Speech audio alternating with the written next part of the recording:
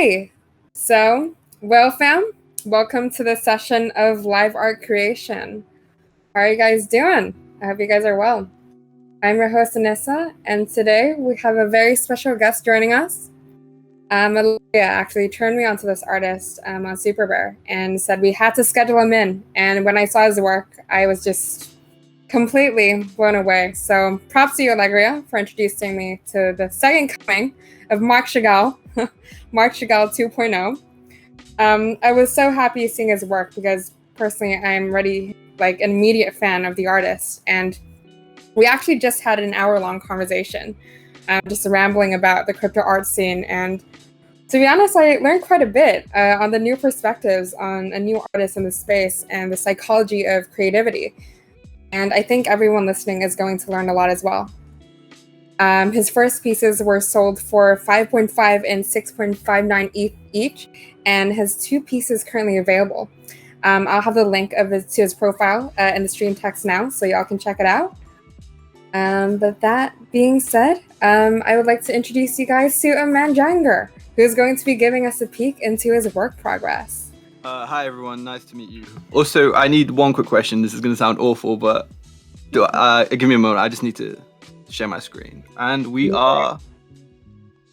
Oh, we're good, we're perfect. Okay, basically, this piece is going to be a drawing I've previously done, and I'm going to digitally finish it off since we've only got about an hour, and that's not enough time for me to work since I'm a workaholic and it takes me 2 or 3 days to work. Anyways, open to any questions, Anissa? Yes, of course. If anyone has any questions, just post them in the stream text and I'll ask them. Okay, so for my work, I usually... Oh, sorry, did I interrupt someone?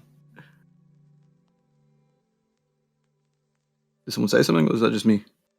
I think that was just you. Okay, my bad. Probably just the voices in my head. Yeah, maybe. Yeah, basically, with my work, I usually do it over 2 or 3 sittings, because I find that when you have a certain feeling or emotion you're trying to express, it's best done in 1 or 2 sittings. Otherwise, you tend to lose the feeling, since my work is so emotionally based as well. I was reading your profile on Superbear and even on the poster that we did on the tweet. And if you guys want to check it out, I'm going to send it to the stream text now. And it's basically the description of the artist on Superbear. But how do you get that feeling? As in, do you listen to any music, or how do you get that inspiration for your work? Most of my work is based off experience and just encounters I've previously had, as well as I'm really interested in the dreamscape. So I find that our subconscious has a massive part to play with how we feel about things and how we interact with people. A lot of the time as well, our interpretation of people is based on our projection of them and how they might not be. So it's like the ideal version of what they are. And I find that so much more like interesting and stimulating. Like, you know, for example, a first love and things like that, the way you view them on a pedestal, and even though they might not be what you think they are, you've got that idea in your head, and it's like an exaggerated version, which is a lot of what my work tends to dabble in. So it's kind of like seeing things through a rose-colored lens. Yeah, 100%, yeah. Wow. Will there be any like dystopian... So everything is just basically really serene in your work then? There's not anything that has like a dark undertone to it? No, a lot of it does have a dark undertone. If you see, in my work, I paint monsters quite a lot. And things along that sort of nature. So I do notice that there's also like I was talking about interpretations of people. There's like I draw masks quite a lot in my work, because for me there's always a hidden side, and that generic trope about people, you never really know people and all that stuff. I see. So tell us a little bit of what you're doing now. What I'm doing now, the drawing is called I Read Your Last Message 1,000 Times. It's again a dreamscape sort of dreamscape sort of piece. The reason it says 1,000,000, like I talked about, it's called 1,000 times and things like exaggerations, where I've wrote 1,000,000 instead. Like I love anything which reminds me of being younger as well. I know I'm not particularly old, but when you're like, you have that childlike ignorance about things, you tend to view it in a nicer way, I guess. So then what's the character or the person in the background? I see. Yeah, it's the same person basically as well. It's not based in like a linear time sense. It's more like, imagine you're out on a night partying, going wild, all that stuff. The way you remember certain moments of the night, you'll see piece. It's like a piece by piece puzzle or painting at once, as opposed to a linear sort of slideshow 1, slideshow 2, slideshow 3. It's all muddled together, and that's what I tried to recreate. I think that's why it resonates so much with dreams and things like that. No. Do you typically remember your dreams as well? So and so. A lot of my dreams don't really make sense to me, and I think a lot of people resonate with that feeling where they don't completely understand what's going on, which I find like an interesting way with my work. It's like can be interpreted in different sort of ways, and I guess that makes sense with the idea of the dreamscape and how chaotic my work can be. I think with my work, there's a chaotic direction. Like I think you've seen where it's like very unstructured, but there's still like your eye tends to gravitate towards like a certain way. Yeah. I think it might be, whatever people resonate the most. Maybe that's where their eyes goes first. And do you remember your dreams, by the way, as well, or no? Am I just slowly? Actually, it's hard to remember them, right? Because it's hard to. And so, some people, they write their dreams down immediately. And I don't know if you do that, if you have a dream journal or anything, and then you use that to build inspiration for your work. I write sentences or so. I'm big on, I think with my work, a lot of it's based on, especially if you see the titles are very like out there and like somewhat like statements. Is because the way I do my work, I don't really sketch much. I just write down phrases and things like that, and then I just see where I go from there. Because I don't like, when I work, I don't like to be like, I have to be set on this specific drawing if it's going a different way. I like to be free flowing with that. And I guess it kind of resonates with the idea of dreams, how they're so free flowing and like unplanned. That's really cool, because I know that, with some artists, they start with a draft and then they have to, ink it and do all the outlines and things like that. Oh, that's so boring. Never. Are perfectionists, and so it's where do you like, how do you know when to stop in your pieces? Because I know sometimes when you can go overboard with it or you can do less. So where do you find that fine balance? Basically, I've noticed the problem is with people, they work over so many sessions that they don't have the initial idea they started with. Like if I spend 2 months making a painting, as opposed to, even though I spend the same amount of time as I would in 2 weeks, say I work 10 hours a day for 2 weeks. For me, that's keeping more like of the right initial idea, essentially. So I'm going to express what I feel I wanted to at the beginning, and once it's done, I'm like, all right, it's done. But if I spend like so long with work, you sort of lose that sense of what you originally wanted to do. And I find that working in short, small amount of sessions is the best way to be like, okay, it's finished. Because I feel once it's like I've said what I need to say, we're finished. It's done. Yeah. So it's like your work is basically just a manifestation of like a sentence, basically, or fragments of segments from your dreams. Yeah, of course, because I feel there's a loss of translation between speech and drawing, and I feel speech and reality, and these drawings are the best way to express that. For example, when you say things to people, it's like a compressed version of what your mind's putting across, because there's so many dimensions to how you think. It's colors, feelings, smells, emotions, memories, everything, and then you put it down to sound bites. There's an extreme loss of translation. So when I draw and paint, it's like as if that wasn't missing. I see. Yeah, and some people are just saying, our work schedule steals our real dreams, and people are agreeing with that as well. Sorry, what's that, Mikhail? People are saying, like people's work schedule steals our real dreams. Yeah, of course, 100%. Yeah, that's the thing. I've had the liberty of not having like a normal job. I've always been doing this. Like for my gap year, I decided I wanted a year out of university to figure out what I wanted to do. And I was always gravitated towards making things and just being creative, until eventually I was like, you know what? I saw some artists on Twitter and I was like, oh, this is a thing that people that can actually do, and I just jumped headfirst into it. So yeah, I think everyone would kind of want to know, how did you get your start in the crypto art space, or how did you get to know the crypto art scene? Basically, I'm sure everyone here probably knows of Ferocious. So I got a message from the Superware guys about really near its infancy.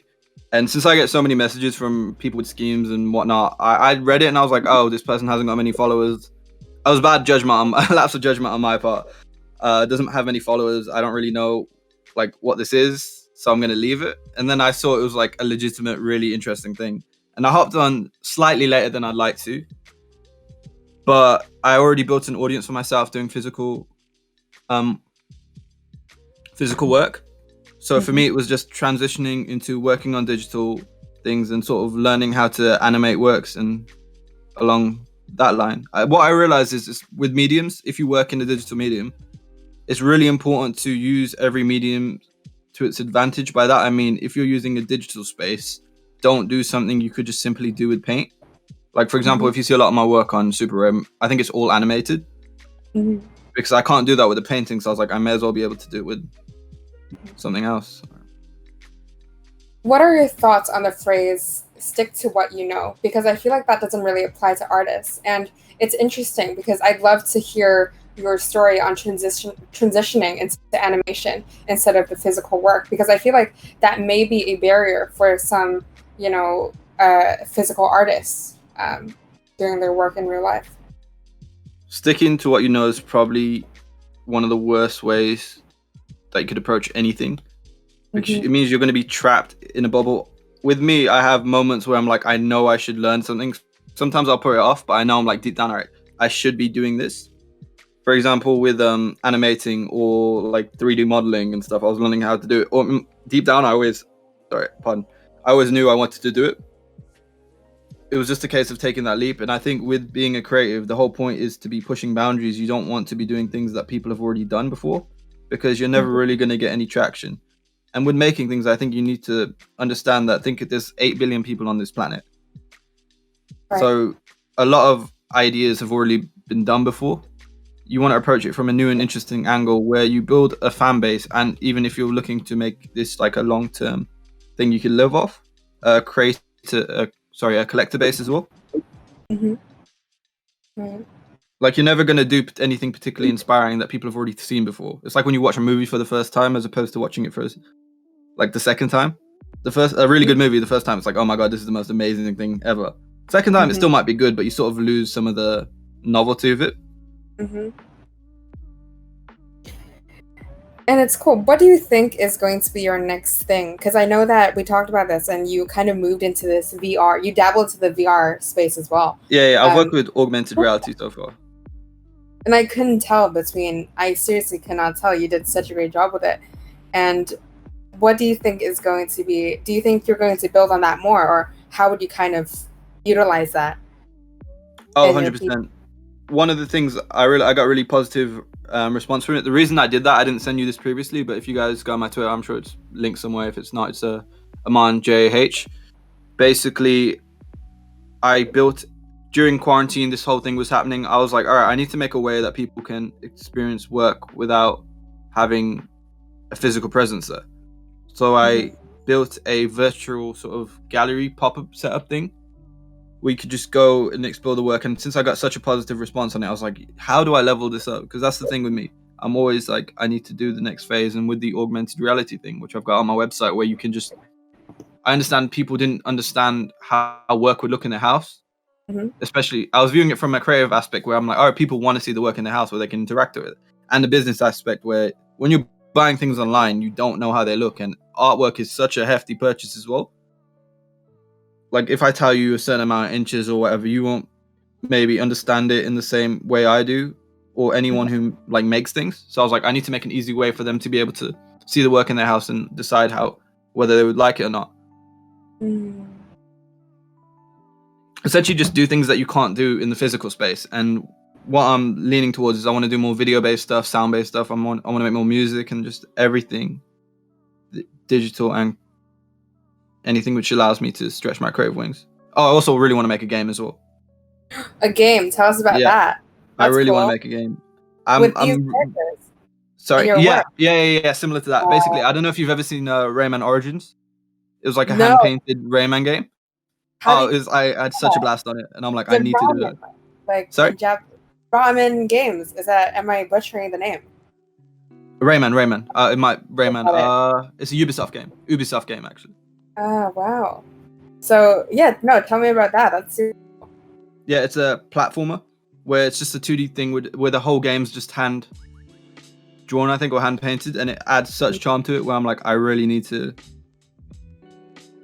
dabble in that sphere, especially as I used to play Little Big Planet loads when I was younger. And I used to be in creative mode just constantly. Wow. Where I'm like, I really enjoy just making and coding things. That's crazy because your characters are so abstract and it's so whimsical. And I feel like with most of your pieces, or the feeling that I get is that all of these pieces, I get this feeling of love. So it's, I see these pieces of the love letter, and I know that it's a signature piece and also Mark Chakall's work. And so when I saw that, it's just amazing.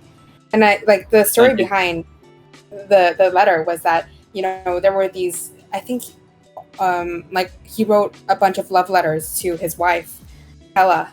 And so it's just super cool to see that translated in a modern sense, and even with text, even this piece that you're doing right now, instead of a love letter, it's like a text. Yeah, I think you need to combine all the senses. Ideally, if you wanted to find the proper, fullest, purest form of creative expression, you get a box and be able to have smells, touch, colors, just everything that you'd be able to project. So I find trying to mix the senses, we have all these senses for a reason. You may as well play to them as opposed to ignore them. And it's adding text and texture and everything like that to work. Mm-hmm. And it's cool because I'm looking at this piece and I kind of when you close your eyes and then you kind of just let your mind glow and go, it's kind of these explosions or these spurs of feelings. So it's these feelings being translated into color. Or that sensation. Yeah, there's 100% lack of color in work now as well. Yeah, no, I agree a lot with that. In galleries. I'm sure you've been to galleries and it's all grey and dull, and I'm like, haven't we all had enough depression, especially after this year? It's true. I wonder why that is, though. Why is dull color and why is this lack of color just in right now?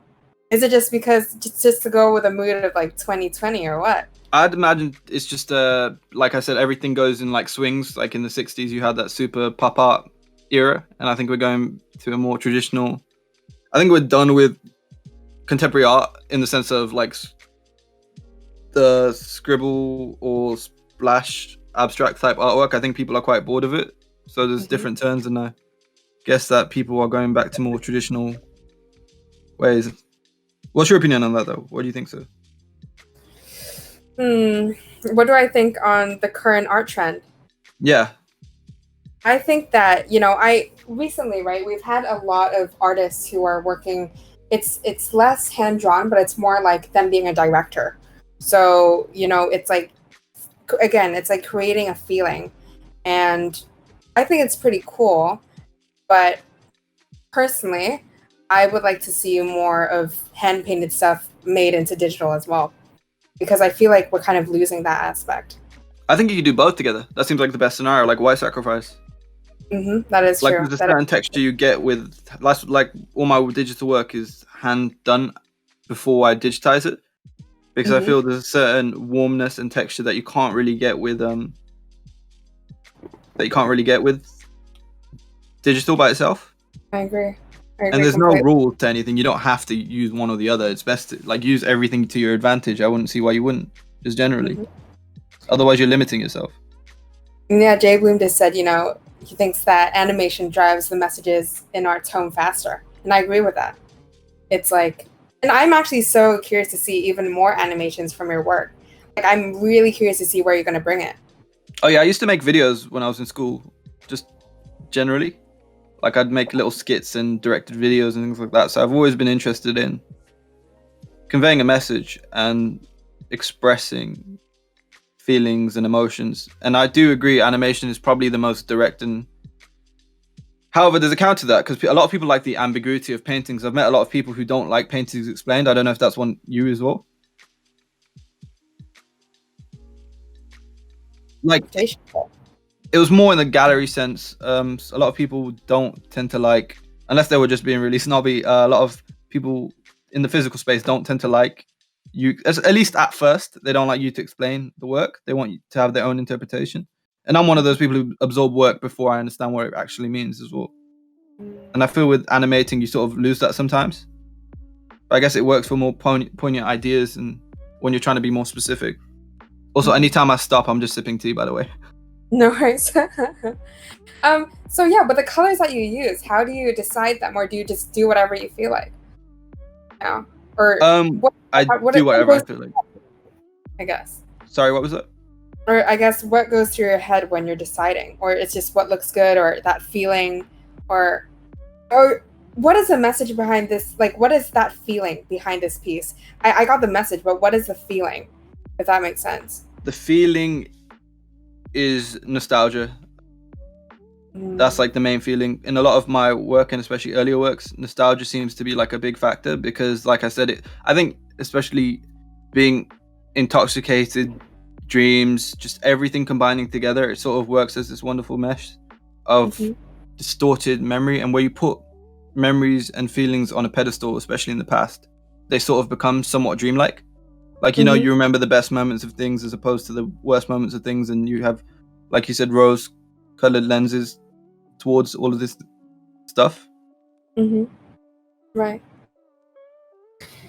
And also, you know, you're also like, you went straight onto Super Rare as well. And so, and when did you join the space? I think it is just over a month. I think I joined on the 8th of October. Wow. So I'm very recent. I was telling you earlier that I was annoyed because, like you said, I'm in the second wave. I really wanted to be in the first wave. Especially as I got the message, I was like, oh my God, I could have been making so much more money. I mean, the second wave wasn't bad at all. I mean, of course, but it could have been better. I was like, oh no. Especially at the start, people were making bank. I was like, oh, especially because I really enjoy it as well. I'm like, oh, I just missed out. Yeah. Wait, how is the art scene where you are right now? I mean, in the physical sense. Oh, it's awful. I'm like the only artist in my city that people actually like, especially young one. Yeah, it's quite flattering though, because I go to clubs and stuff. They're like, "Are you the artist?" I'm like, oh, "Me, never." Little me, never. But yeah, it's not very good. But I've started to. Even people have told me that I'm like the first actual artist that they care about, which is probably the biggest compliment I get when I get people who aren't into art. Yeah. That's like the most flattering feeling ever. I mean, yeah, but so does anyone you know in the real world, right? That are artists, or anyone hopping into the crypto at the moment, or the crypto art scene? In the real world, no one. Yeah. Like I'm a lone wolf. Like, yeah, which is why it's so fun. Like for me, I'm just like, even my friends know I'm like the only person we know doing this stuff, which is really interesting. Is it just the like? What is? Are they planning to hop on anytime soon, or is it still too new? Or I don't know many artists like in person. I speak to loads online. They're lovely online, but I don't like physically know. I think, yeah, I'm the only proper artist I know. Wow, that's crazy. By proper, I mean like one who's like trying to take it professionally. I know like quite a lot of people who are dabble in art and stuff, but I'm the only one who's like trying to do it in like a more career-based way, not necessarily just a hobby. But yeah, I'm like a bit of a lone wolf on this. What are your recommendations for people? What are your recommendations for people coming to this space new, or from your experience? Even though you only joined about a month ago, but what is like popping right onto Super Rare? Like, what is your advice? Because I remember we spoke about this before, and it was on the gatekeeping on Super Rare as well. And so, what would be your sort of advice for new artists? Basically, the main thing is people don't seem to realize that it's not about Super or any Rarible or Maker's Place or any of this stuff. The main thing is building a foundation for yourself. You're supposed to build enough hype, make enough work, build enough attraction for your name that you could end up selling lamps and people would buy them. Obviously, it's not just about the money, but if you're approaching it from the aspect where you want to build a career out of this, you need to build you as a solid foundation. Trying to get into these places, and they're obviously a business then, and they, with their gatekeeping thing, obviously we may not agree on it in certain aspects. However, it's their right to do that as they're a private business. They're allowed to do these things, and complaining about them is never really going to get you anywhere. So you got to approach it from a smart aspect. Be like, all right, I need to work hard, build a foundation myself, meet artists. The best thing to do is Twitter's an incredible scene for artist relationships. Like, that's how I met every single person I speak to regarding art, and essentially it was a catalyst for me to get into this crypto art thing. And whatever the next phase is and whatever's going to happen with the art industry is going to be happening through Twitter. And I'm surprised as well with this Discord thing. There's a lot going on here as well, so I'll have to learn it. Like, I'm new to Discord, and I was telling Annie that the UI for Discord is one of the worst UIs I've ever used in my life. It's horrible, but I need to get used to it. But there seems to be like a community here as well. But from experience, Twitter is a really good place since you can share. Retweeting is probably the fundamental part of it because you can retweet work and things like that. But for a person trying to get out into space, is find your style, keep working, studying other artists. Like you mentioned Mark Shago. A lot of people probably don't know who that is, which is a surprise because he's such an amazing artist. And I've always been a fan. So I was like, I want my work to have elements of that. And people seem to shy away from the idea of, oh, you shouldn't be copying or taking ideas from other people, but that's how you make your own style. You see loads of artists and you pick the bits you like until you find your own style. I know that sounds like an oversimplification, but that's really how it works. Yeah, no, I agree with you completely. We had this artist on earlier, and we were talking about the whole vaporwave trend and how their art is created, and it was actually based from the flat 2D kind of perspectives that the Japanese did with their art in the past. So like the block prints. Yes, exactly. Yeah. So it's super cool. And yeah, with the Twitter thing, I feel like Twitter is a new LinkedIn, in all honesty. So do you curate your tweets to create that branding? Because to a degree, I think you need a professional branding. I think I'm going to lean in more into the personality side because apparently I don't really show my personality on Twitter. However, my main focus was just to show my work and my ability and have like genuine, meaningful conversations because I am quite like, I like to be humorous and things like that. However, I was like, I think I saved that for in person because you get a lot of that on Twitter. So speaking of, this is one of the most important things you can do. If I see someone's an artist and they follow me and I go through their media and their first 3 pictures aren't media of their artwork, I'm never going to follow them. How come? Because that means that that's not an art account then, realistically. Like, think about it, if you have to scroll down to find someone's artwork and they say they're an artist, and you want to follow them because you like their work, you're going to get a lot of stuff that you aren't particularly interested in. Obviously, it's okay to have private accounts and post whatever you want to, but if you want to be seriously considered as someone who creates things, your media and your tweets should be about probably creating things.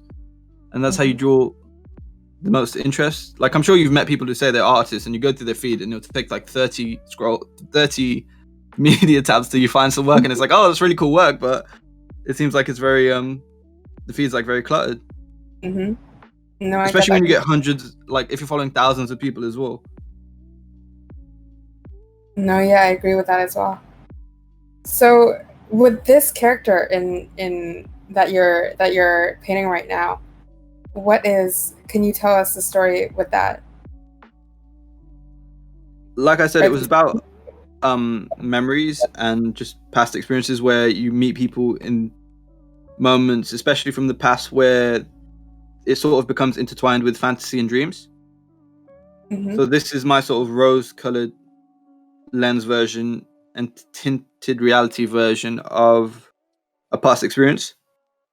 Like the whole thing with the first kiss, I find that like one of the most interesting concepts as well, because I don't think a feeling, like if you have a legitimate one as well, it's not really going to match By legitimate one, I mean like just like actually kissing someone you like for the first time. Mm-hmm. There's very few feelings which match that, especially when you're younger. Mm-hmm. So I find that like a very romanticized thing to be expressing as a feeling, because it's such a passionate and intimate feeling, and a lot of people tend to relate to it as well. No, I agree. And we just had one question from Jay Bloom. Does your work have some kind of spiritual intonation to them? Let me think about that question. Does my work have? I'd say yes, because personally I'm like quite a spiritual being, and I'm like, I try to be aware of my perspective. I try to have a conversation with masculinity and femininity and energies and things like that. So yeah, 100%. There's thing is as well, the whole thing with the dreamscape, it seems to be quite surreal and has a lot of spirituality involved in that sort of stuff. Like I'm not I think it did it disconnect? Nope, you're still here. You're good. I'm still here. Can you still see me drawing? Yes. Okay, that's good. Yeah, but anyways, with the dream, it's very based in spirituality anyway. Because a lot of times you'll see stuff in dreams which you can't explain. Yeah. And like hallucinogen-like experiences where you're just like, I have no idea what's happening. I'm sure you've woke up from a dream where reality is completely warped and you're like, I have no idea what's happening. What, is that lucid dreaming? Is that what it's called? Yeah, even just dreams which don't make sense though, where like up is down and things like that. Yeah.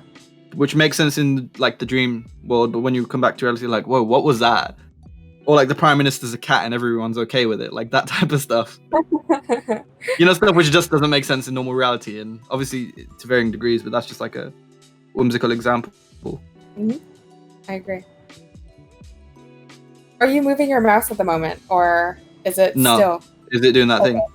Got it, because I thought it was. I thought it froze. No, I'm drawing. Is it not drawing? Oh yeah, no, I can only. It's frozen right now. All right, give me a moment. I'll share it again. No problem.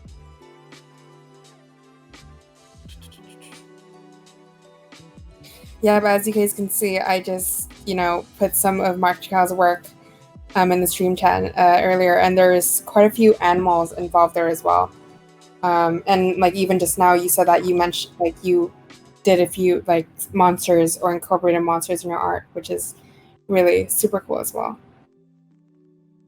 Yeah, it's because if you see a lot of Picasso's work as well, he used the Minotaur and bulls to represent sexuality, like quite a lot. So are there symbols in your work? Are there symbols? Oh, loads. I use, especially in my earlier work, I use apples and things like that a lot. Wow. What would that apple represent? A lot of things, because I like to talk about reality and physics and like the sense of reality and things like that. We're like becoming detached from the world and like different dimensions of perception, all that stuff, as well as the specific biblical tale. I use a lot of biblical and mythological tales. So back to the question about spirituality, yeah, I guess there's some of that there, where the story of Adam and Eve, it's like essentially the first sin that man ever committed, with adultery being the premise of it. So the apple's always a representation of temptation for me and desire in any sense. Also, it can be interpreted as knowledge, apparently, in some texts. I feel like the apple has been, like, other than the biblical sense, there's so many manifestations that it can take or that it can mean, because it's so universal. I mean, even with, but there was this Greek mythology on the golden apple and the race. Do you know which one I'm talking about? No, which one's this? I think it was this race. Can anyone in the stream text, if you guys... I love Greek mythology. I've missed out on this one. No, same here. Let me... there has to be this Greek apple. Yeah,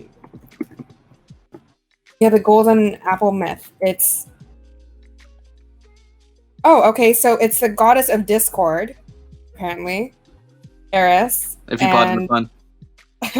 So, yeah, I didn't even know that existed, but I guess it ties into this. There's a goddess of discord. Have you ever been called that? The goddess of discord? I wish. That would be super cool. But yeah, it's what's it called? It's Recurring themes depict a hero retrieving the golden apples hidden or stolen by a monstrous antagonist. It's also in Irish mythology, so it's in a bunch of them, which is super. Yeah, the golden apple of a Trojan War fable, the apple of discord. So there we have it, guys. Apple of discord. It's real. It's it's a thing. A contrast to that, though, as well, like you're talking about the Apple. Look what I'm working on, an Apple iPad. So obviously becoming rooted in consumerism as well. The idea of the Apple, which I think is the craziest thing that they ever did, though. I don't know how they managed to turn the first word of like the phonetic alphabet into like a product. I wonder that too, but it makes sense. It makes sense. It's such a great name for any product. It's a horrible name when you think about it. It's like awful. I can't believe it works. Like in the UK, I don't know if you guys have this there. We have O2. It's a phone mobile company. Oh yeah, no, I see it now. Yeah, it's called O2. So I'm like, so we have this company called Oxygen, and we're cool with that. How is this allowed? It seems so dystopian. Honestly, a lot of the times I'm like, yo, this seems like really dystopian. It does, because it's like you're kind of relying on it. It's like if you can't have it, you die. That's insane. That's crazy.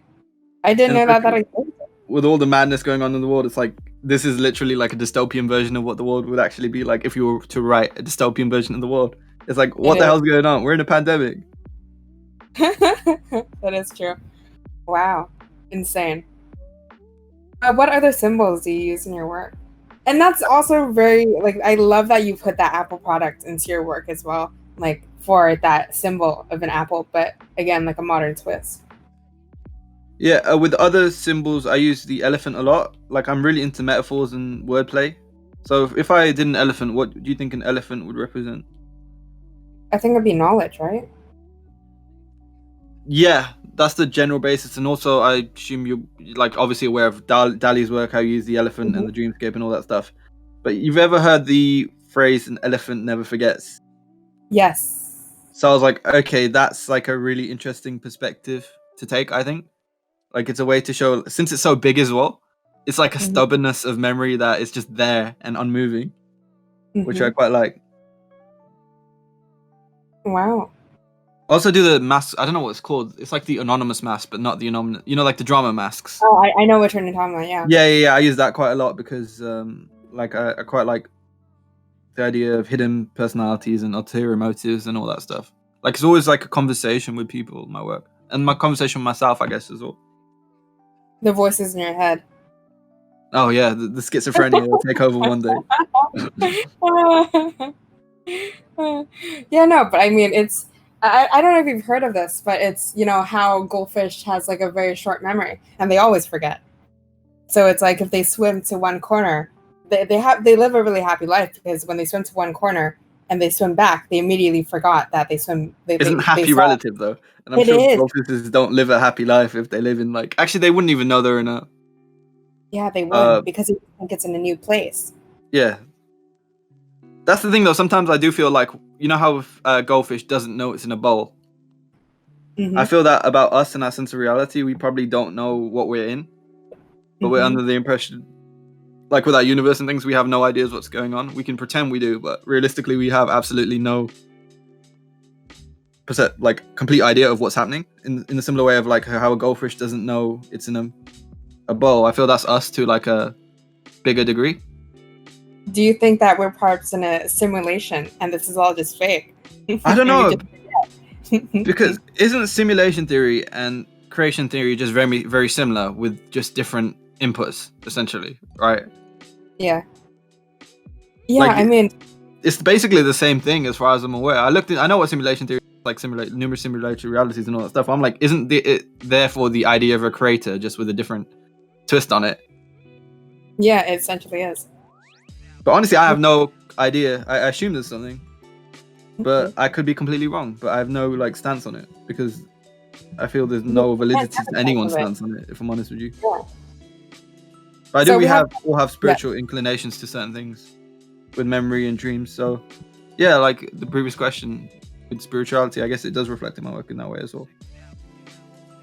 So we have another question. You mentioned Picasso. Are you influenced by any other famous artists or movements? And I know that we talked about Marc Chagall, but what others or movements are you influenced by? I love Eastern European art. Like, this is something which doesn't really get the shine it deserves. Mm-hmm. Or even European art, especially during the 17th, 18th, and 19th century. Mm-hmm. That's some of my favorite works. Is German Expressionism. I absolutely love the feelings and emotions being expressed in that work because it's so raw and like basically the paintings are like similes and metaphors. By that I mean, like, when you say, oh, he's strong like an ox, in this work they'll paint an ox. Mm-hmm. Like, it's very literal manifestations, which I quite like, where you have to delve deeper into look at, like, an untrained eye would be like, oh, why is that animal there or whatever. But when you start learning about the work and understanding, it's like, oh, that's supposed to be personifications of things and stuff like that. But specific artists, I like Cy Twombly, obviously Basquiat, big fan of George Condo. Names, I'm really bad with names, but I just looked at one, and it's called Ernest Ludwig Kerr. Yeah, his work's really good, It's very colorful. I don't know. I'm probably gonna butcher the name though as well. Odile Relion or something like that. Mm-hmm. It's close enough. It's okay. What were you saying? Yeah, I was just looking at the piece, and you're right. They have this bird in the. No, it isn't a bird, but the colors are so. It's when you look at it, you can't really. I guess. Uncrypt it, because it isn't. There isn't a clear message in the first glance. Yeah, it's very literal as well. Like, a lot of the expressions are very literal. Obviously, we're from a different culture, so we don't understand a lot of the symbolism and things like that. But the work is very, like, poetic, I feel. You do? Are you do you count yourself as a poet? I want to, but it's a bit too pretentious, I feel. Like, oh, I'm a poet. But yeah, I think my work is like a visual poetry, which is what I'd like to describe it as. Mm-hmm. But do you write poems in a sense as well? Well, my titles of my work, I consider them short poems, and my descriptions of my work are like poetry-like. So to that degree, I'd say yeah. Oh. It's really cool. Also, with the digital work, you can get a certain level of saturation and blending that you can't get with physical work, which I love to play with, like I'm doing right now. Like, it's like it's very bright, and you can't really do that with animations, because it's so new to you. How do you decide what to do, or do you have a storyline mapped out and like what the feelings of each character, or how do you do it? How do you decide what to animate? How to? Well, recently for my animations, they've been very like loop-like animations, so they haven't been particularly complex. Got it. But with the future ones, obviously, I want to, like I'm saying, I want to do expressions and metaphors and feelings, like exaggerated feelings and things like that. So, say you walk into an empty room, you'd be the size of a pin compared to the room, in animations like that, along those lines. Like, emphasize feelings, which is a really good thing about paintings and animations in particular. Like, it's a really good way to express the feeling, or like a feeling of isolation, rather than showing one person in a room. You'd show the person in an island or something like that, along those lines. And we have another question. What would you recommend beginners to start with to make digital art? To make digital art, basically, I didn't start at digital art. I've started with traditional drawing and painting. I absolutely hate drawing compared to painting, though, because painting's so much easier for me. But for people trying to get into this space, the best thing to do is find artists that you like and try to replicate their styles. You obviously don't have to share that work. This can be your personal, private, just dirty stash of copied artwork. That's completely fine. But it's a way for you to build skill and learn how to draw and paint in ways you want to. And when you progress and develop and see new artists and different styles and things like that, then you can develop your own. Obviously, I'm not saying be that type of person who just copies someone's work and be like, guys, I made this new art, what do you think? Post it on Twitter. That's probably the wrong way to go about it. But if you're looking at work and you want to learn how to draw, that's probably the best way to do it. Or even draw from real life. That's one thing I'm learning to do now as well. Draw from real life, as in just... Yeah, when you see like someone on a train, like don't do it. You got to do it discreetly, in a non-pervy way as well. But yeah, you can draw like even at museums and galleries. You can draw things like that if you're not feeling so risque. You can just even draw your outside, your bedroom. It depends what you want to do. A lot of things you should probably research is art history. It doesn't have to be traditional art history, like the typical Renaissance or like photorealistic type periods. It can be any period. Like there's art for everyone. But most people don't really know it exists, which is what I had to learn as well. Like all these artists, I had to find them on myself. I see. No, that's great advice. So if you guys want to start, just have a secret stash of just personal art from just copying from different artists, or even just doing scenery work, or just trying. Also, message artists as well. Message artists, that's probably a good thing. They'll happily help you. I feel like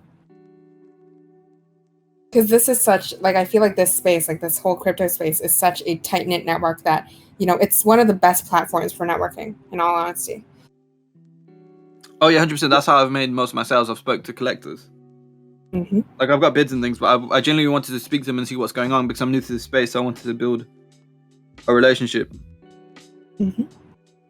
Probably one of the best things you can do as well. Learn how to be more confident and speak to people more. That's probably, I know that sounds like quite like a strange suggestion, but it takes you a long way. Like having people skills. I agree with that as well. So this is it might be a bit of a far-reach question, but where do you see your art going in the next 5 years? Well, do I have to use my super like egomaniac answer, or do I have to use the politically correct nice answer? You can use any answer you want. Okay, well, realistically, with my work, I want it to keep pushing boundaries. Like I started selling work really cheaply, like under £100 per piece, like a few years back, and then now it's like in the thousands bracket, and people are actually buying it. So following that pattern, there's obviously going to be there obviously will be growth regarding price, but price aside, that's not my main focus. It's mainly being able to do bigger and experimenting more with different mediums. Like be a staple. Like anytime I do something, I have this thing where it's like the psychopath thing where I want to be the best at it, or sociopath at least, where I'm like I have to be the best at everything I do. Obviously reaching into more spaces. Like I really want to make music and perform and things like along those lines as well. Perform? Yeah, I really want to be a performer so badly. Wow. Like because I think I want to combine all. That seems like the perfect way. Like artists who are on stage. Yes, that's like the modern day of like a theater performance if you do it right. But how would you go by that? As in, you want to do the music, you'd be basically the whole, making the whole thing yourself. Yeah, 100%. Like a one-man show, basically. Sorry? Like a one-man show, basically. Oh yeah. Obviously, I'd have a team and people to help, but with ideas, I'm like, this is what I want to do. Let's get it done. Like I've already drawn stage designs and things like that. Like stuff in the future that I've like not gonna do yet, anytime soon. Like I was telling Annie, if I see a toothbrush, I'm like, I want to make that a better. I could make that so much better. Why is it so stupid? Like why is it like that? How would you design a toothbrush? I want it to have more curves. I think it needs to have more curves. And it, like I have this electric toothbrush where it doesn't balance properly and it doesn't make any sense to me. The base is way too thin and it annoys me. I know these are first world problems, but I'm like, oh god. We need a toothbrush designing contest one day. I think it sparked a lot of creativity. But what is so going back to where do you want to be, with your art in 5 years? What is your mission for your art? Or what is the mission for creating for you? Thing is, I'm one of those people. This is gonna sound awful where people are like, oh, you're supposed to have a plan. You're supposed to have a plan. My plan is to make dope shit and sell dope shit. So like that's my plan. That's like on my wall. That's my manifesto. That's just what I've got. Like just make cool stuff, sell cool stuff, and have fun. Like that's generally my thing. So I'm very flexible with things. Like I'm open to anything. Obviously I have certain standards for myself I have to set, but generally with stuff I'm like I have to be able to go with the flow. Like, I didn't know this thing existed anyway, crypto, before the last 5 or 6 months. Like, I was telling Annie, I was like, why is everyone calling themselves a whale? Like, what's this weird? Is this some weird kink or something going on? I was like, oh, I thought it was like a furry or something. But then I understood. I was like, oh, these people are actually serious about this stuff. This is crazy. So it's really interesting. And I told them about the whole to play roles about the dolphins and the sharks. Yeah, everyone's role playing the sharks and dolphins. I'm like, what's going on here? But yeah, like, I didn't know this existed. So for me to say, oh, this is my plan for this set amount of time, I feel it's like just going to be a complete lie on my behalf, because I'm new to this space as well, even painting. Like 3 years or so, probably less than 3. Whereas I'm just completely new to everything. So I'm just like, all right, there's probably some more stuff I don't know about. Like with these whole digital galleries and virtual galleries, that was a new experience to me. I've seen some of your guys'. It's the Crypto Voxel one, right? Yeah, I've seen some of that. That's really interesting. I've never come across. I didn't know there was such a. Anyway, it feels like I've just gone down a rabbit hole, and there's like a whole community of people just doing their thing. I'm like, what? What is going on here? Even though you said I was like somewhat in the infancy still, it seems like it's got like a big foundation. No, 100%.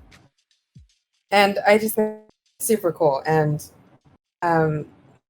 yeah, I think you're going to love the community a lot as well, because it just completely shifts the whole premise behind, it changes how people spend their time, basically. Yeah, and like I said, it reminds me of Ready Player One, and I think reality is going to go towards that direction anyway. Having these interviews with people, I like the Ready Player One movie has been mentioned multiple times, and I think that's why. Man, how boring! You should have told me. I would have stopped mentioning it, man. And that's why I said WALL-E. You start mentioning WALL-E. Oh, that was a horrible one. That was a horrible suggestion. He asked me, what was that movie that's kind of like with this alternate universe, and I said WALL-E, and I was like, oh god, far from that. The worst answer you could have given. No, have you had any bad interviews? No. Like, you're just saying that on camera, isn't it? Yeah, she 100% has. That's a yes. No, not at all. Not at all. Okay, that's a strong yes, lads. Nah, I thought you'd be able to carry an interview anyway. Like, even if it was like just slowly tumbling down. I mean, I feel like, and we were even, and okay, this is very interesting thing. We went down this whole hole on like psychology and things like that, which was super cool. And I love that you have that, that insight into that, because I feel like a lot of people kind of neglect that mental space, And so, we were discussing the psychology of creativity and how that relates to artists in that space. What would you have to add to that, or what do we have to say to the audience about this? Basically, since they didn't hear, I'll go through it again. I was talking about how with artists there seems to be a lack of push for extroversion, which is one of the worst things you could do if you're trying to branch out and meet new people. Apparently, there's like with artists generally, they seem to be quite high in introversion personality-wise. There's specific personality traits that people who are creative tend to gravitate towards more. Specifically artists, because I find that, and I think studies show that when someone's an artist, they find it hard to express themselves in words. So they tend to lean on painting, and even I do sometimes as well. But a fundamental skill to have is be a people person, because with me, every time I'm out and about, even having fun, for me, it's networking to a degree.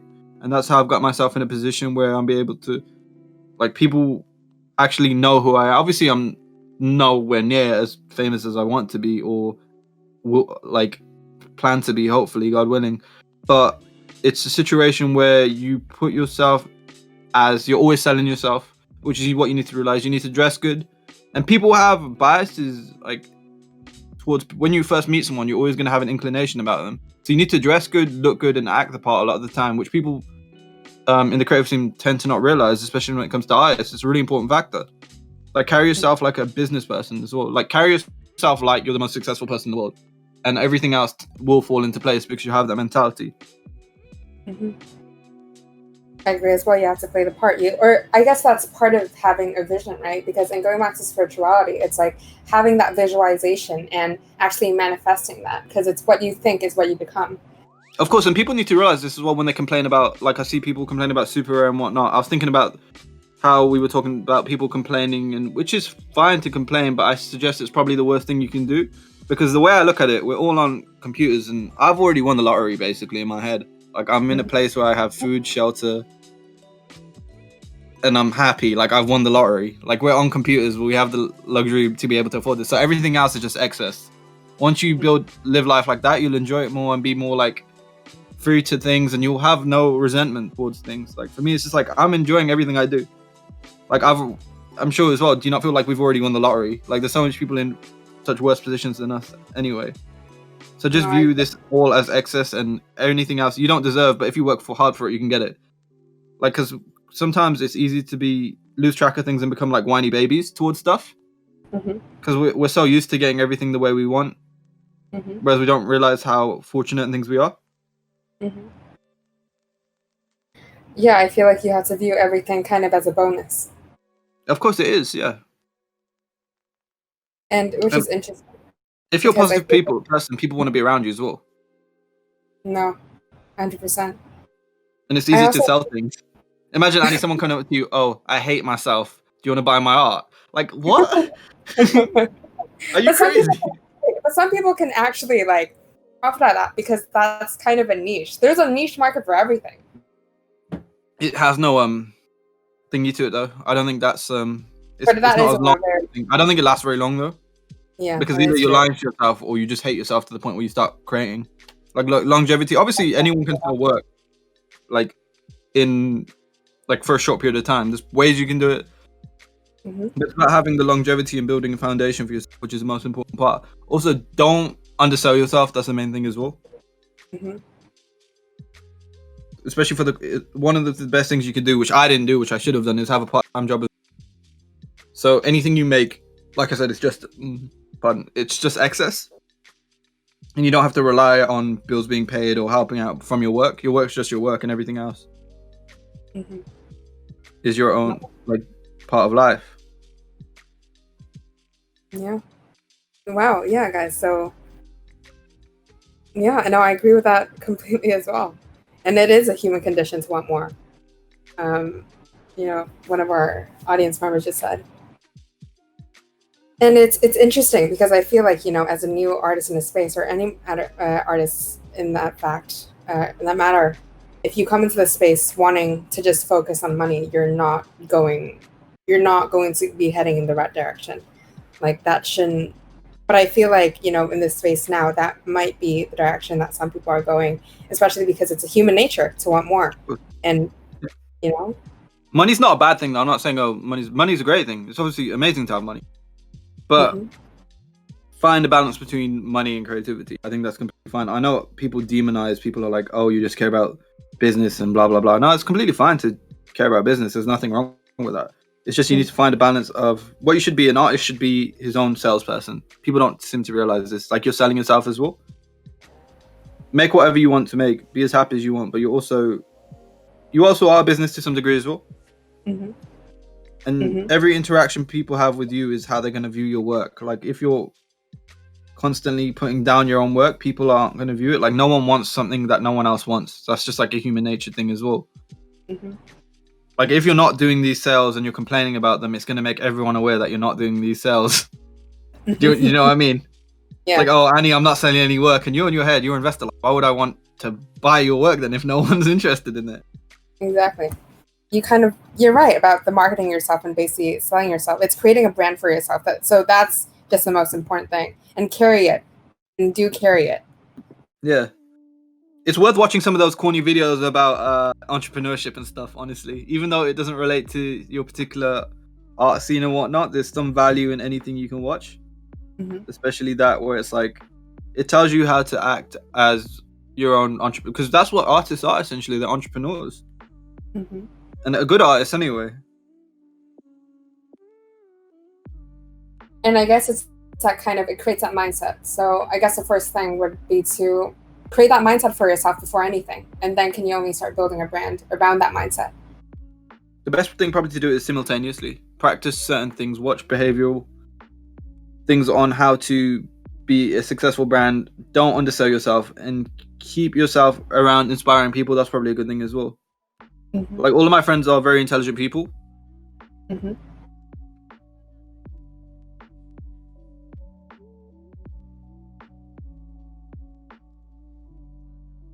So, what are you doing now with your? And what is the hardest part actually? Like, transferring from physical to digital. What was the most? Yeah, the most difficult part.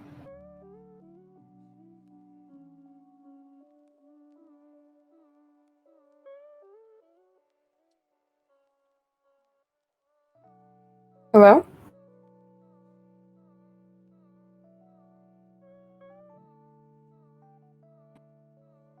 Hmm.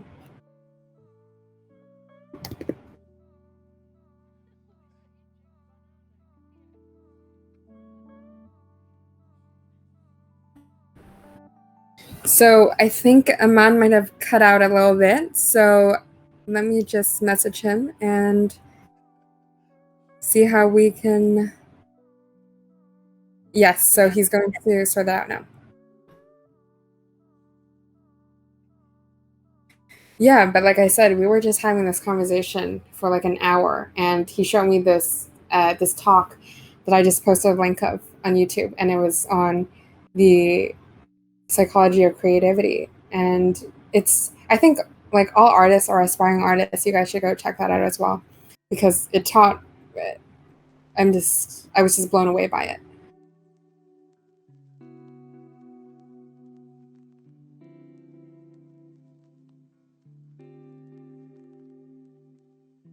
So one moment.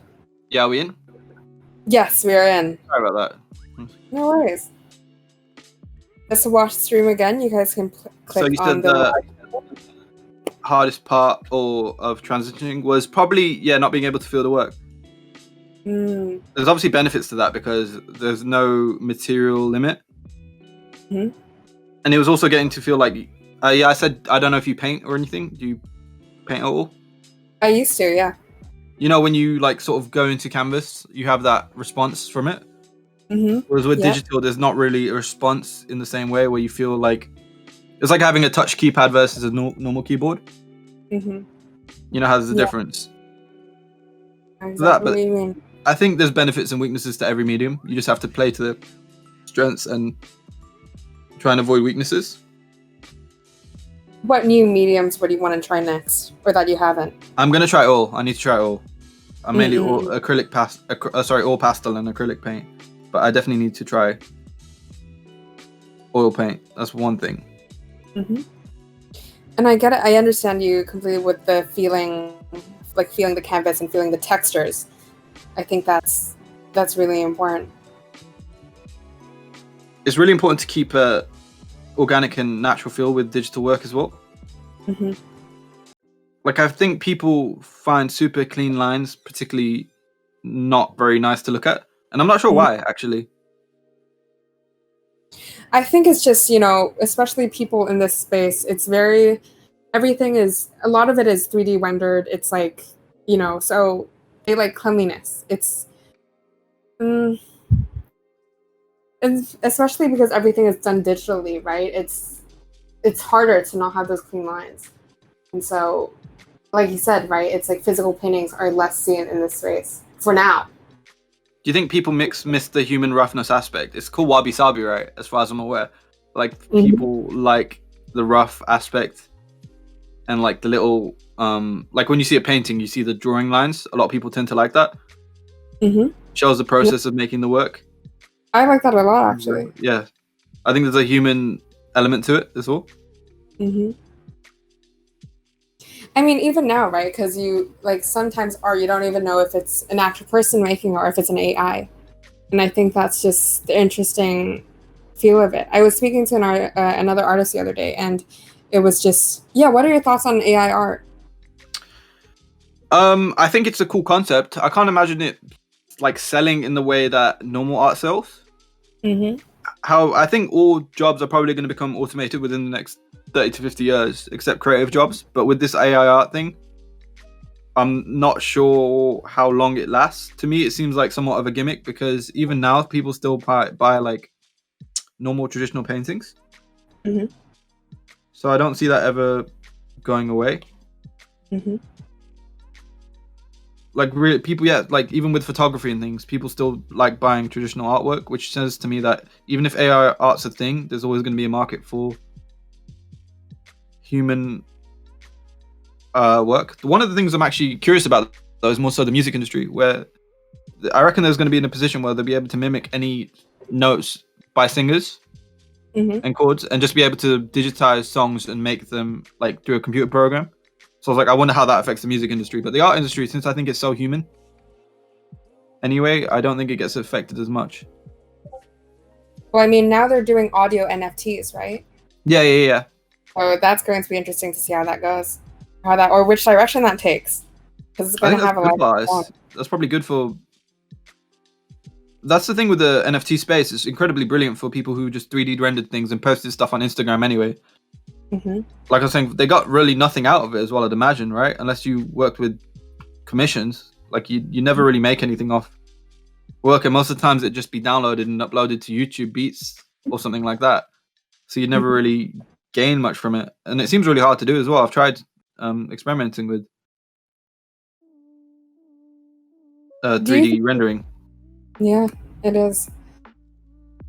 It'd be interesting to see, though. I mean, the 3D rendering and your like the lines and the texture being involved in 3D rendering, because Oh yeah, that I'm working might on it. be able to depict it better. Yeah, I'm working on it. I want to do some sculptures as well Wow. with sort of 3D Oh, models in the same sort of style.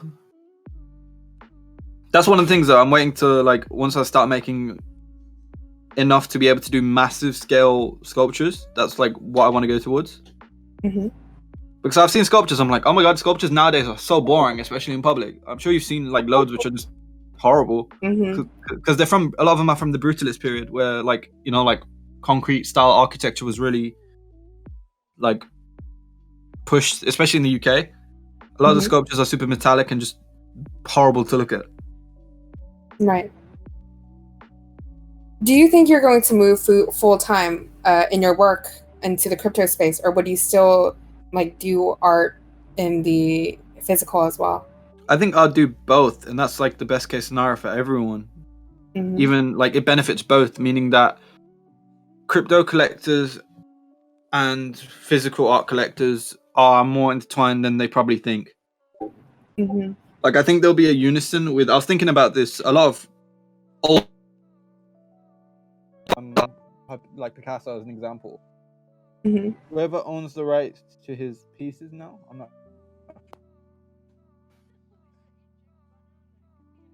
One second. No worries. Is this better? Yes. Yep.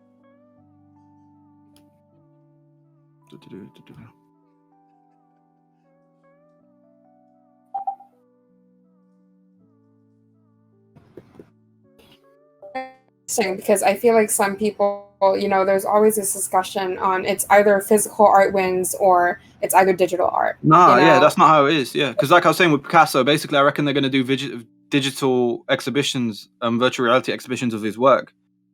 Mm-hmm. At one point, like I'm not sure who owns the right to his work, but whoever does is probably going to lean into more of the crypto-based things, and I think a lot of artists will start to be selling, because I don't think people realize this. You can buy stock in artwork. Mm-hmm. Like different people can buy stock in artwork. You can buy fractions of stock for artwork, so that obviously shows there's some desire for it to become an asset, and the digital space just pushes that idea. Mm-hmm.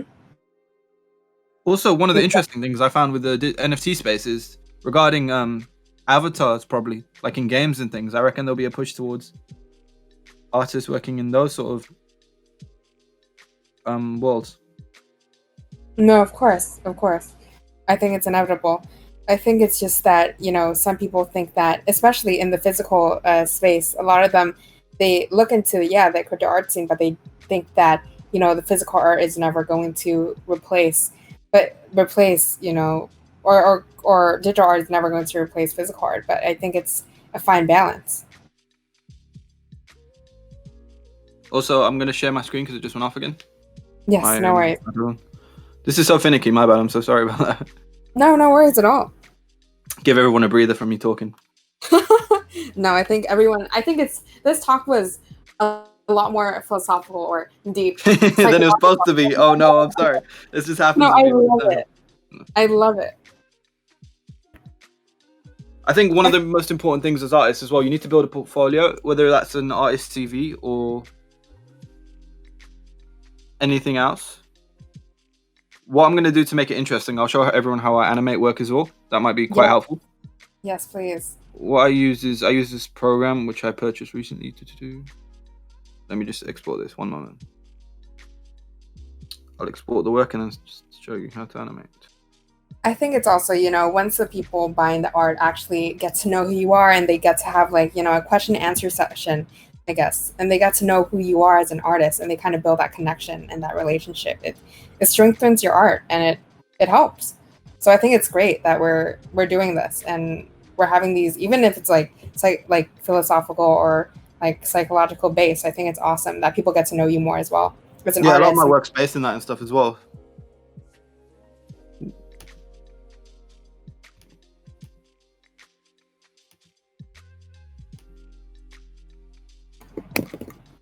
Yeah, we good?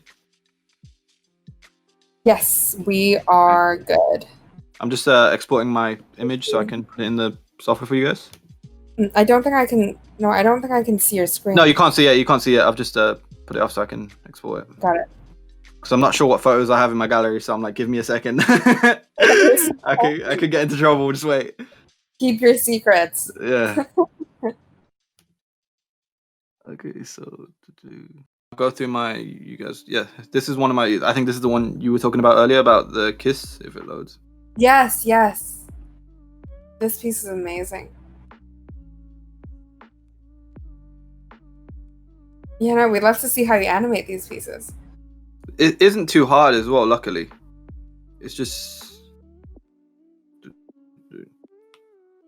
it's using a software called Pixaloop, which is probably the best one for making GIFs. I used Sony Vegas and Illustrator for other animations, but I'll create a simple, quick one for this. Honestly, if it was like a 20-hour stream, you guys would be way more impressed. But, I feel like everyone enjoyed the stream. It's just I think it's the first time I've drawn with people watching, by the way. So it's like it's new, but I think it's great seeing you work in real time. I think you guys have been invasive. I never let anyone get involved in my private time.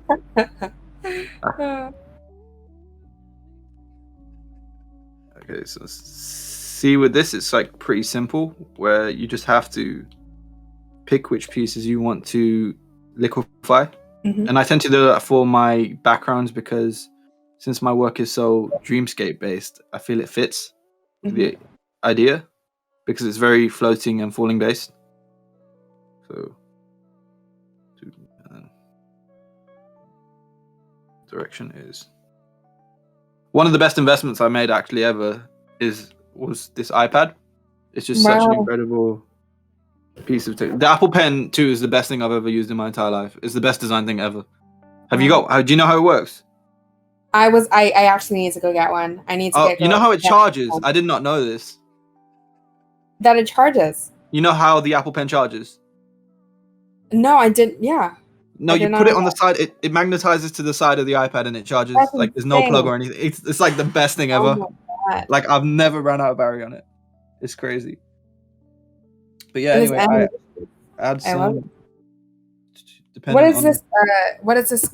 This tool called again? Just so that people. Pixaloop is the software. You can either pay in installments of like £5 a month or buy it for like $50. I'm not sure. Yeah, you guys are dollars, right? So that's like $75, I think, for one-off payment, or you could pay installments of $6 a month. I just purchased the one-off. But yeah, it's pretty simple. Obviously, I spend more time on it usually, but these are examples of the stuff I obviously go through. See, look at this, for example. Like, look at one thing, how it could change the tone of the work completely. Yeah. Wow. If I decided to do that, which is why I'm very picky with my things. How long does it take for you to create a piece? Well, since it's a combination of physical and digital, probably 2 weeks, I'd say. Wow. And that's like a quick amount of time. Realistically, I can like for my show, my last show, I did 40 pieces in about 30 days.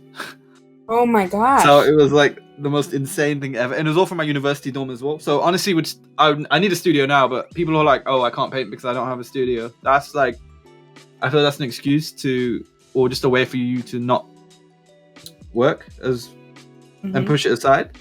But honestly, you can work anywhere. That's one thing you need to get into your head. Even if it's small scale, you can work, which is probably one of the best things you can do. Like drawing once a day is one of the recommended things to do. Yeah, and I know that there's this artist in the space called Beeple, and I think for 13 years he never missed a day, and he posts one piece of art he makes a day. Oh god, I'm not that good. I'm nowhere near that good. No. It's insane in that short span of time. Oh, I think for some reason my Zoom thing keeps going off, so I'll put it back on. My screen share's gone off, so I'm going to share again, alright? No problem. But yeah, guys, if you guys want to do easy or you guys want to just use, know how to make animations, use Pixel Loop. There we have it. I just posted. There's a free version as well, actually. There's a free version as well. I'm not sure what comes with it, but you can do some things. So if you want to test it out.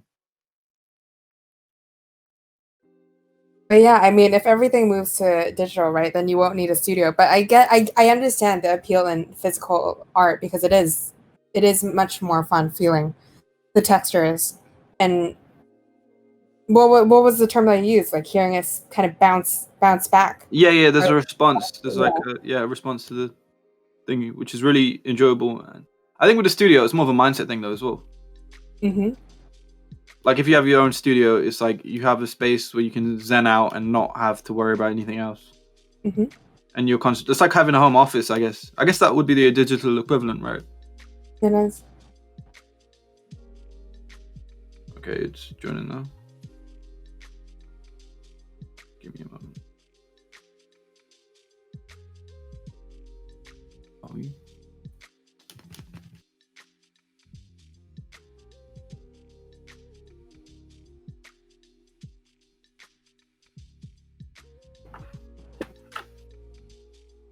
Sorry, it's taking its time. Are we good? We good? Yes, we are good. Can you see me now, or? I can hear you. Yeah, it's fine. I'll connect it. God, I'm so bad with this whole Discord thing. But shit. No worries. I hope the whales don't kill me for this. You hope the goddess of Discord doesn't kill you for this. Good. That's definitely your new kink now, just to be called the goddess of Discord. That's hilarious. I love it. That has to be a thing. Rename yourself, is it? Well, my nickname. Yeah, my nickname of Discord. Still with this app, it has a lot of elements as well. I tend not to use these too much. But for the sake of this demonstration, also in the last piece, remember there was that floating pink thing around the kiss? Yeah. This was that, so. I see. It's super cool. This app is rich. Yeah, it's really cool. It adds a lot of the most important thing I was looking for in apps was like high detail, so like you can zoom in quite a lot, and it looks like, especially with that adds so much to the piece for the last piece. Usually I'll create the stuff I animate myself, but for you guys I will be cheating. This is like a firework of. Yeah, I love just color explosions. I find them so interesting. And I think our moth brains are just completely attracted to like any sense of glimmer and light. Our like moth if you just brain. see people. Yeah, every time we see fireworks and stuff, we're like, oh my god, this is the best thing I've ever seen in my life. We want to fly towards it. That is extremely true. I do as well. Anytime I see a light or like fireworks, I'm like, just a light walks towards it. Honestly, I told you, moth brains, man. I'm telling you.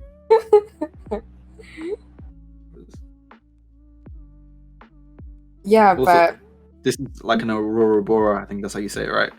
Yeah, it is.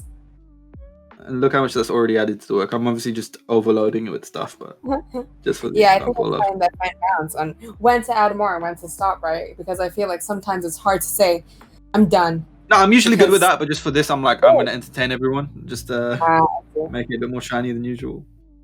So George Waya just recommended you should try Toothbrush and do VR art. You will love the brushes. Yeah. I was thinking about purchasing an Oculus set. I think after I sell my next big piece, I'm transitioning to that. I don't think I've seen anyone build a proper system of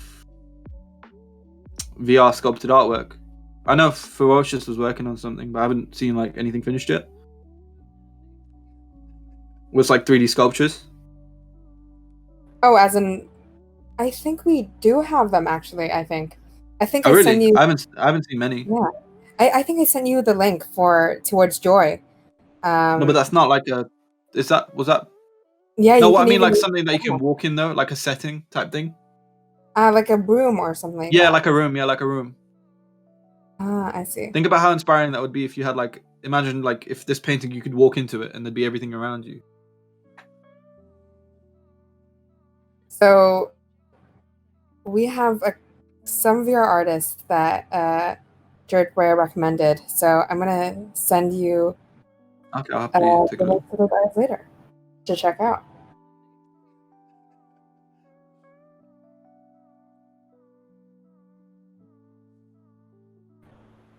This is obviously a just But yeah, I love brain these part fireworks. of colors, but just this is just a simple way. My mom's brain is liking this. Honestly, I think that's what it is, though. That's why we like digital art specifically, because it's so saturated with colors in a way that you can't really get in physical work. Mm-hmm. Like Okay, with so we have colours another and- Sorry, sorry. No, I'm all ears. What is the best way to make drawings in real life to digital? Basically, what I find easier is I use like small layers of paint on the drawings, or have some idea of what colors I want to use. But definitely, what you should do is just draw them like outlines at least, because then you won't lose your style or your habits when you draw. And if you take a picture or scan, it doesn't really matter, if I'm honest with you. Most phones nowadays have somewhat decent cameras, as long as it's in decent light. Best thing for lighting actually is golden hour. I know all the Instagram girls do it, but for people who are artists as well, like take your work. If you get no overcast shadow or anything, golden light, and it makes your work look clearer and everything. So if you just take a picture and upload it to whatever software you want to use and just use it as a backdrop. Awesome. Okay, guys. So once again, I think we should probably wrap up. The piece is completed. Yeah. I'll show you some of the collection of work, and then. Yes. Okay, so. Yeah, and someone was just mentioning earlier, like your gallery of work is so trippy. It's great. Thank you. I'm not like a hippie just yet, but hope it's working. All right, can you guys see that? Yes. This is your display photo. Yeah. This is the first piece that sold. Zonted bought this one. This is amazing. I love the let go. Such a lovely guy as well. Yeah. I agree. And the classic New York cab. It was that intended. Yeah, that's the thing with cabs as well. I wanted to, like I was talking about metaphors, I wanted to do a journey with no attachment, and that's why there's a train there as well. Like a cab or taxi is literally a journey with no attachment, because you don't own the car, and it's like, do you know what I mean? It's literally a journey with no attachment. So I thought that was a good physical manifestation of feelings and things like that. All right, so then. Wow. I love how the hand is just, or is that a hand? Wow. This is one of my favorites. Also, this one hasn't sold yet, and I'm disappointed. So if any one of you wells feel like purchasing this is the personal favorite as well. I love this one so much. There's 2 pieces currently available in Super Rare. So I posted a link, and we'll post it again. So if you guys are interested, you guys before we go, I need to do the ultimate plug. 1 second. So wait, how do I? Give me one. Any last questions as well from you as well? I want to hear a question from you as well. And I actually have one last question for you. What is your single favorite NFT that you own at the moment? My single favorite NFT, probably the Kiss one, the one you liked as well. I thought you were going to ask if I was single. I was like, geez, on stream. God. No, but yeah, that one's my favorite. So, oh my God, this is so hard to write on this app. Not gonna lie. So, All right. Do you think that you'd start becoming an NFT collector as well in this space? Oh, 100%. Yeah, 100%. Because my digital gallery seems like the place where I want to be. Especially, I'm seeing everyone do that. All right, so that's my Twitter. Wait, how do I do the bird? That's good enough, right? That's my. All right, this is my Instagram. Yes, that's his Instagram. I'm going to post all the relevant links in the stream text right now. So if you want to follow, like, subscribe, whatever you want to do, to just keep track on his progress and his work, feel free to do so. Also, if you want to try out my VR augmented reality thing, it's available on my website, amanjahangir.com. You can see that as well under the catalog tab. It's really enjoyable and you guys can test it out. And that's my Instagram as well. And also his Twitter, I know it's a photo of a woman, but he is a man, okay, guys? Yeah, apparently. Don't flirt with me, please. You can call me pretty, but okay. Well, again, I love this stream so much. This was such an enjoyable time, and it's an absolute pleasure having you on. I think the audience. Thank you so much for inviting me. I look forward to being back. No, of course. We'd love to. And yeah, I hope everyone enjoyed the stream. I hope everyone enjoyed. And like I said, if you guys want to keep track of his work, I just posted a link in the stream text. And yeah, I hope you guys have an amazing day. Thank you. Also, if you want to message me, you're gonna message me on Twitter or Instagram because I'm really bad at Discord. I'm sure if you message me on Discord, I'll figure it out. But just a heads up. Thank you so much for having me, and thank you for everyone and all the questions. I really appreciate it.